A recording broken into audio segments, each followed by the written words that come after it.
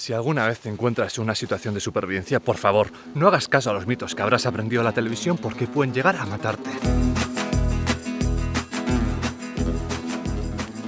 Primer mito, y aquí las películas de Disney han hecho mucho daño. Si nos encontrásemos con un animal herbívoro en el bosque, en el monte, un ciervo por ejemplo, podríamos pensar que es inofensivo, ¿verdad? Que son adorables. La realidad es otra y puede que estemos enfrente a un peligro. En general, a los animales en la naturaleza los tenemos que dejar tranquilos, eso lo tenemos todos claro, pero mirad lo curioso que es que si nos encontramos a un depredador, no sé, un lobo por ejemplo, normalmente ellos atacan, son agresivos porque necesitan comer. Si nosotros somos más grandes y aparentamos ser más peligrosos, nos van a tener miedo y van a escapar. Bien, con un herbívoro no pasa lo mismo. Son muy agresivos, pueden llegar a serlo, ciervos, alces. Si nos encontramos a uno está con su familia o piensa que somos una amenaza, va a intentar defenderse con todo lo que tenga y realmente pueden causar estragos en las personas. Son extremadamente peligrosos. ¿Cuántas veces habremos visto en una película una persona herida a la que le van a practicar una operación bastante improvisada bebiendo vodka o ron para luego coger la botella y echarse el alcohol sobre la herida para desinfectarla? Por favor, nunca hagáis esto. A ver, Iker, pero si siempre se ha utilizado el alcohol para desinfectar heridas, ¿verdad? Es un buen antiséptico. Sí, puede llegar a serlo, pero no el de las bebidas, el de las farmacias y si es posible que supere los 70 grados. En el proceso de elaboración de muchos licores se utiliza azúcar. ¿Y qué pasaría si utilizásemos este mismo licor como antiséptico? Que bien, en un principio sí que actuaría bien, el alcohol mataría bastantes bacterias, pero se evaporaría realmente rápido. Y después tendríamos aquí un montón de azúcar que sería un cultivo perfecto para muchos microbios. De la misma manera, el alcohol, aunque pueda funcionar como antiséptico, es bastante agresivo e invasivo. Eso quiere decir que va a matar lo bueno y lo malo. Por lo tanto, células que son esenciales para la buena recuperación de la herida van a estar bastante afectadas y por eso normalmente se recomiendan otras dos alternativas antes que utilizar el alcohol.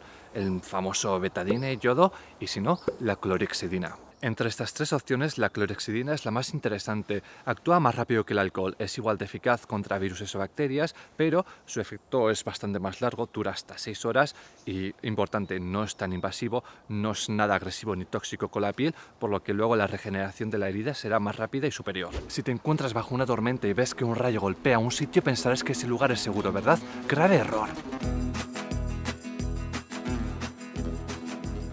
Realmente no sé de dónde vendrá el mito de que un rayo no golpea 2 veces en el mismo lugar, porque en la realidad es lo contrario. Y esto es realmente fácil de entender. El rayo al final lo que busca es la forma con menos resistencia de llegar al suelo. Y esto normalmente se ve cuando un rayo golpea una parte en concreto de la montaña o un árbol en específico, porque ese en concreto le ofrece menos resistencia, quizás porque esté muy húmedo para llegar a la tierra. Y por lo tanto, si un rayo golpease este árbol que tengo detrás, por ejemplo, lo más sensato sería alejarme de esta zona lo máximo posible, ya que por alguna extraña razón los rayos la encuentran atractiva. Probablemente uno de los mayores peligros en la montaña, las garrapatas, y la gente se piensa que si nos las quitamos en menos de 24 horas no nos va a pasar ninguna enfermedad.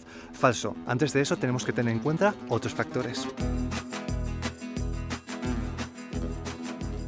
Las garrapatas, entre otras muchas, nos podrían pasar la enfermedad de Lyme, encefalitis en muchos países y por eso mismo, por si nos sentimos enfermos después de una picadura, es muy importante guardarla en una bolsa de plástico para que la llevemos a analizar. Quitarse la garrapata en menos de 24 horas a priori es una muy buena idea. Cuanto menos tiempo esté en contacto con nosotros, menos riesgo tendrá de pasarnos algo. El problema radica en cómo se quita, porque hay un montón de remedios caseros que son un horror. Por ejemplo, intentar quemarlas, frotarlas con aceite. Con otras cosas no os diré que no sigáis remedios caseros, pero aquí con esto no. Si intentamos quitarlas con aceite o quemarlas, por ejemplo, lo que vamos a hacer es que la garrapata vomite dentro de nosotros. Aunque salga de ahí, antes habrá vomitado. Si ha vomitado, habrá expulsado cualquier enfermedad que tenga dentro de nosotros. Así que ya tenemos un problema. Siempre quitarlas con unas buenas pinzas, con mucho cuidado de no romperle la cabeza y con un movimiento seco y firme. El siguiente mito no se clasifica solamente a la supervivencia. Os puede venir muy bien en cualquier momento de la vida, pero si os llegáis a quemar, por ejemplo, en la hoguera, en un incendio, por favor, nunca sigáis un remedio casero para curaros. Es bastante común escuchar el mito de que si nos hemos quemado tenemos que ponernos pasta de dientes, por ejemplo, y puede que nos dé una sensación de refrescor, quizás por la menta que contiene la pasta de dientes, pero en realidad lo que estamos haciendo es empeorar gravemente nuestra herida. Si nos hemos quemado, lo primero que queremos hacer es enfriar rápidamente la zona. Vamos a poner la quemadura durante al menos 10 minutos, mejor 15-20, bajo el agua. Agua, temperatura corriente, que no esté ni muy fría ni muy caliente. Si la ropa se nos quedase quemada, nosotros no tendríamos que retirarla por nuestra cuenta. Importante también no ponernos hielo, tenemos la piel tan sensible que el mismo hielo a la hora de enfriar nos podría hacer una quemadura. Ahora ya tendríamos que actuar acorde al grado de la quemadura. Nunca recordad poneros pasta de dientes, a la larga va a ser contraproducente, va a efectuar la regeneración de la piel, incluso la va a empeorar, aunque nos alivie un poco. Si la quemadura no es muy grave, la podemos dejar expuesta al aire, pero ya de tipo 2 para arriba sí que conviene muy bien vendarla, que no quede expuesta ni al sol ni al aire para evitar infecciones, y luego poco a poco, con el tiempo, sí que podemos empezar a aplicar, pasado unos días, alguna crema que nos ayude a regenerar bien. Si os encontráis en medio del monte a la intemperie, seguramente hayáis visto en la televisión que lo primero que tenemos que hacer es hacernos un refugio para pasar la noche. Bien, probablemente haya una prioridad aún mucho más importante. Si encontrásemos un refugio de supervivencia con un techo, por ejemplo, podríamos pensar que ya tenemos la noche hecha, ¿verdad? De que no vamos a pasar frío y que la vamos a sobrevivir. Bien, cuando estemos en el monte tenemos que considerar muchas variables. Lo lógico sería hacer un refugio para resguardarnos de la intemperie, ¿verdad?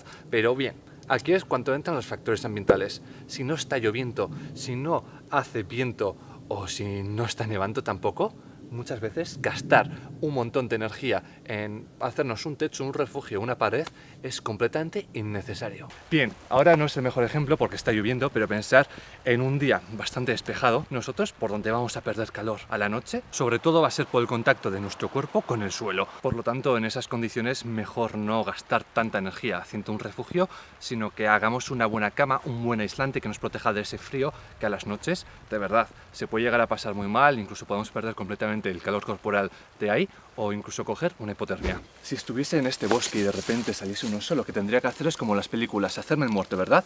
Y sí, eso es exactamente lo que tendría que hacer si quisiera que el oso me comiese. Las buenas noticias son que en general los osos intentarán evitarte, pero por casualidad, si tienes uno cerca, hacerse el muerto puede que no sea tan buena idea. 3 especies de oso a tener en cuenta: el pardo, el negro y el polar. Y con el polar da igual lo que os diga en este vídeo, porque si os encontráis uno, seguramente os vaya a comer. En cambio, si estamos en América y nos encontrásemos a uno negro, lo mejor sería coger un palo, un objeto de la zona, intentar hacernos lo más grande posible, aunque fuera simplemente con las manos, hacer ruido y quizás así lo ahuyentemos. Si viene a por nosotros, intentamos defendernos. Los osos negros son un poquito más pequeños que los marrones, que los pardos, y aquí sí que hay algo más de probabilidades de que salga huyendo. Con los osos pardos y marrones es bastante más complicado, son extremadamente territoriales y muy curiosos. Si en la zona donde estáis hay uno y no es consciente de vuestra presencia, es interesante haceros quizás notar, al final se va a dar cuenta, pero lo mejor es que se dé cuenta lo más lejos posible. Así que igual hacer algún pequeño ruido y cuando te tenga localizado, sin mirarle a los ojos, lo mejor es intentar salir de esa área, poco a poco, dando pasos hacia atrás, sin hacer movimientos más bruscos. Son tan territoriales que si intentamos hacer mucho ruido, puede que piense que queremos un combate. Así que intentar ser lo más sumisos posible. Y si se acerca mucho, si pretende atacarnos, hacer la siguiente técnica. Nunca hacerse el muerto delante de un oso. Vas a ver perfectamente que no estás muerto y le vas a dejar expuesto a los órganos vitales. Lo que tenemos que intentar es aparentar ser la menor amenaza posible, hacerse el ser vivo más sumiso del área para que al final piense que no le vas a presentar ningún daño y al mismo tiempo protegernos. Proteger, muy importante, la espalda y el cuello. Siempre intentar darle la espalda al oso, intentará igual jugar un poco contigo, pero si hay suerte se aburrirá y se irá. ¡Ey, una serpiente! ¡Qué bonita! ¡Ah! ¡Me ha mordido! Y ahora tendría que hacer como en las películas, ¿verdad? Chupar la herida.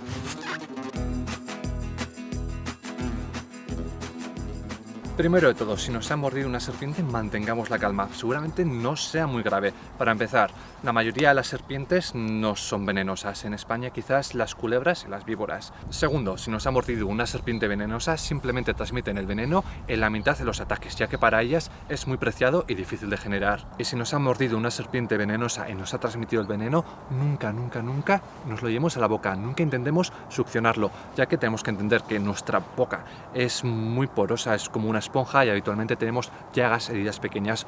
Lo que vamos a hacer es hacer que el veneno se transmita mucho más rápido alrededor de todo nuestro cuerpo y llegue al corazón antes. Y aun y todo, lo bueno es que tenemos un margen de muchas horas para ir a un hospital y que nos administren el antídoto. ¿Cómo actuar en esta situación? Intentar inmovilizar lo máximo posible la zona afectada. Es buena idea poner un vendaje compresivo también para disminuir la circulación y solamente se nos inflame. Si vemos que la inflamación va a más, se empieza a esparcir por la zona, ya sí que nos tenemos que dar un poco más de urgencias para llegar al hospital. Pero tranquilos, lo dicho, siempre suelen tener un antídoto. El siguiente mito me lo creía yo hasta hace poco, la verdad, y supongo que todos conoceremos la técnica de RCP, de reanimación, que habremos visto en las películas, de cómo intentan revivir a alguien, básicamente empujando la caja torácica con nuestras manos y haciendo el boca a boca. Y bien, lo que normalmente se muestra en la televisión es que después de hacer esa técnica, la persona normalmente ya recobra la conciencia, empieza a respirar y todos están felices. Por desgracia, eso no es así. Hace poco estuve en un cursillo de primeros auxilios que impartía la Asociación de Bushcraft Vasco y la verdad es que aprendí un montón. Si estamos en una situación donde tenemos una persona que ha perdido el conocimiento, que no respira, primero nos tenemos que asegurar de eso, tomarle el pulso, asegurarle la vía respiratoria y si vemos que realmente la persona parece estar muerta, lo que tenemos que hacer es llevar a cabo el RCP. Estos son los conceptos y maniobras en los que realmente recomiendo que profundicéis, realmente pueden salvar vidas, pero lo que conseguimos mediante la maniobra no es revivir en sí a la persona, sino que mantenerla en el congelador. No es lo mismo que una persona esté muerta, que no bombee sangre ni respire en su cuerpo durante 10 minutos que durante 2. Con la RCP lo que conseguimos es ganar tiempo hasta que lleguen las asistencias médicas, a ser posible con un desfibrilador. Eso sí que puede llegar a ayudar, pero si una persona ha estado durante 10 minutos en el otro lado, sin que le hagamos la RCP, puede que ya no se pueda salvar. Si ha estado durante 1 minuto o 2 y en ese momento empezamos con la maniobra, entonces lo que estamos haciendo es bombear oxígeno en su cuerpo con el boca a boca y al mismo tiempo hacer que fluya un poco la sangre. Ya para ir terminando, y el siguiente mito es realmente peligroso. Habitualmente se ve, se escucha que para denunciar la desaparición de alguien en el monte, por ejemplo, tenemos que esperar 24 horas. Completamente falso. Las primeras 24 horas son las más vitales para rescatar a alguien en la montaña. Pensar de que si alguien se ha perdido o ha tenido un accidente, ahí se puede sangrar, puede pasar una hipotermia, deshidratarse y si no actuamos lo más rápido posible, puede que lleguemos tarde. Primero de todo, siempre si vamos a la montaña, al bosque, a hacer una ruta, importante dejar nuestra localización a un amigo, a un familiar para que sepa dónde estamos y una hora de llegada aproximada. Si esa persona ve que para esa hora y pasado un poco más de tiempo no has llegado, yo creo que ya es para empezar a preocuparse y llamar a la policía, por ejemplo. Te pedirán unos datos básicos de localización, nombre, foto, apariencia, edad y a partir de ahí podrá empezar una investigación, una búsqueda que se tiene que dar lo antes posible. Si esperamos más de 24 horas, tenemos más riesgo de que pase una desgracia. También os va a salir por aquí otro vídeo de 10 minutos de supervivencia que hice hace un tiempo, está bastante bien y ya, como digo siempre, eskerrik asko, eta hurrengo arte. Agur.